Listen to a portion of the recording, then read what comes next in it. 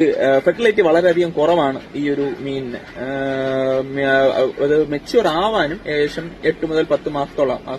പലരും ഈ ഫ്ലവർ ഓണ ബ്രീഡിങ്ങിനൊക്കെ ട്രൈ ചെയ്യുന്നവര് വളരെ വളരെ ടൈം അതിന് സ്പെൻഡ് ചെയ്താൽ മാത്രമേ അങ്ങനെ ഒരു പേര് നമുക്ക് റെഡിയായി കിട്ടുള്ളൂ.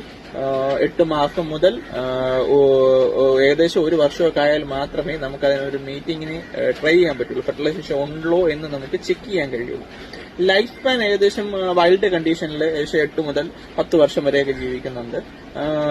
ഫീഡിങ് ഒമ്നിയോറസ് ആണ് എന്ന് വെച്ച് കഴിഞ്ഞാൽ മറ്റ് മീനിനെ കഴിക്കുകയും ചെയ്യും. പെലക്ട് ഫീഡ് കഴിയും. ഇവര് ഷോർട്ട് ബോഡി ഒരുപാട് സ്ട്രെയിൻ, ഹൈബ്രിഡ് ആയതുകൊണ്ട് ഒരുപാട് സ്ട്രെയിൻ അതിൽ വരുന്നുണ്ട്.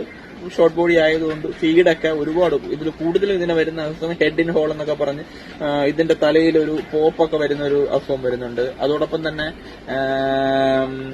നമ്മളെ വൈറ്റ് സ്പോട്ട് കൂടുതൽ വരുന്നുണ്ട്. ഇതിന് ആക്ച്വലി വാം, അതായത് ടെമ്പറേച്ചർ എപ്പോഴും സ്റ്റേബിൾ ആക്കി നിർത്തേണ്ട ഒരു സിറ്റുവേഷൻസ് ഇതിൽ പുതിയ വരുന്നുണ്ട്. അങ്ങനത്തെ കുറച്ച് കാര്യങ്ങളാണ്.